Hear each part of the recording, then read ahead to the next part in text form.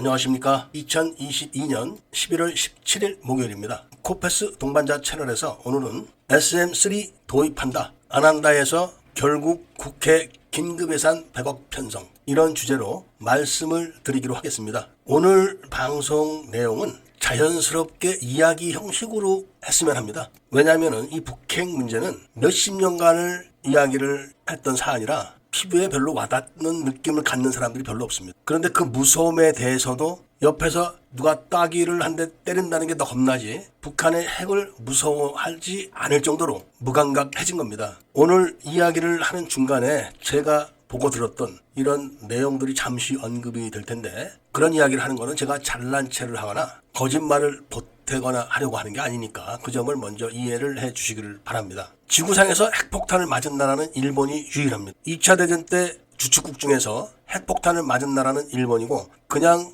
완전 알거지가 된 나라는 독일이고, 몇 대 맞고 먼저 손을 든 나라는 이탈리아입니다. 그렇기 때문에 이탈리아는 연합국이 무서운 거를 별로 모릅니다. 그리고 독일은 알거지는 됐어도 핵폭탄을 맞아보진 않았기 때문에 뒤로 은근히 미국과 영국을 긁어대고 있습니다. 그런데 일본은 핵폭탄 2발을 직접 맞은 나라이기 때문에 그 무서움을 알기 때문에 꼼짝 못합니다. 일본이 악착스러운 거는 독일이나 이탈리아보다 더하면 더했지 조금 더 덜하지 않은 나라지만 핵폭탄을 직접 맞았기 때문에 꼼짝을 못하는 신세가 된 겁니다. 그러니까 매도 맞아본 사람들이 맞는 겁니다. 우리는 바로 머리 위에다가 핵폭탄을 이고 사는 그런 민족인데도 핵폭탄 이야기가 나오면 남의 일 보듯 하고 남의 말 듣듯 합니다. 그러니까 어떤 심각한 삶을 결정짓는 그런 요인들에 대한 그 중요성, 심각성, 이런 거를 잘 인식하지 못하는 그런 수준에 있는 민족성을 갖고 있다고 봐도 지나치지 않다, 이렇게 말할 수가 있는 정도입니다. 이번에 해군에서 SM3 도입을 결정을 한 것 같습니다. 이미 국회에서 긴급 예산이 100억이 편성됐다고 하니까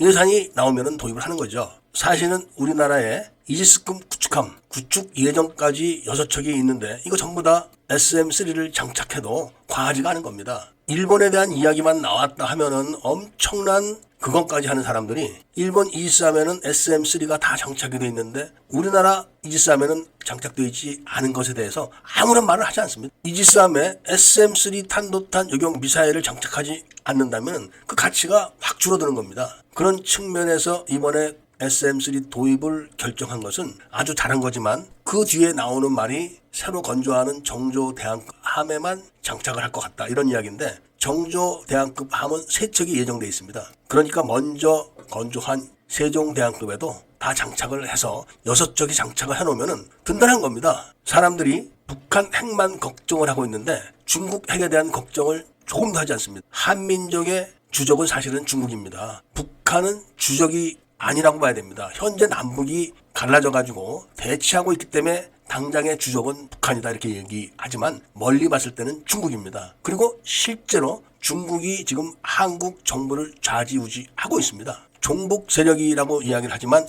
그런 종북 세력까지 컨트롤을 하는 게 바로 중국 정보부입니다. 그런 이야기를 제가 자신 있게 말씀드리는 것은, 제가 북한의 김정일이 다뤘던 영변의 핵개발 문제, 핵개발 상황, 그 증거, 이런 거를 직접 저는 제 눈으로 보고 만져보고, 그리고 그거를 미국 정부에 직접 전달을 했던 장본인이기 때문에 그런 겁니다. 그런데 북한이 그런 핵개발을 하는 그 뒤에는 중국이 있는 겁니다. 중국의 기본적인 국가 전략이 EEJ입니다. 중국이 직접 상대를 하지 않고 적을 이용해서 적을 다루는 그런 중국의 전략은 중국 민족의 기본적인 이념입니다. 그렇기 때문에 북한 핵을 막는 것도 당연하지만 그 뒤에 있는 중국 핵을 막는다는 생각을 해야 되는데 그 생각을 지금 아무도 안 합니다. 중국 정보부는 전 세계를 상대로 작전을 하는 그런 능력이 있는 그런 부서입니다. 그런데 북한은 남한만 상대를 해서 작전하는 능력뿐이 없습니다. 그래서 우리나라가 진짜 경계해야 될 나라는 중국인데, 그 이야기를 하거나 그런 생각을 갖고 있는 사람이 대한민국에는 몇 안 됩니다. 일단 중국의 위협에서 벗어나려면 중국의 핵무기를 직접 방어할 수 있는 능력을 갖춰야 됩니다. 그런 능력이 있은 다음에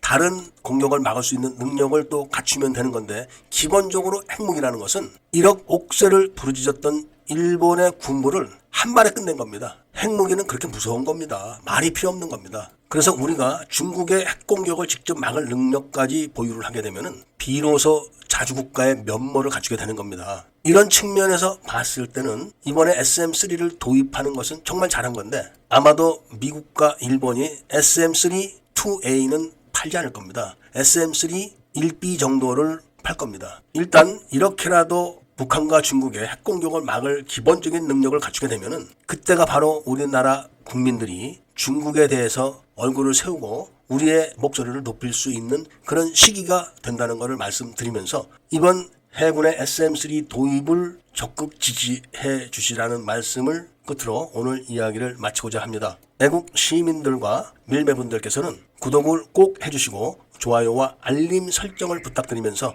이야기를 들어주신 데 대해서 감사드립니다.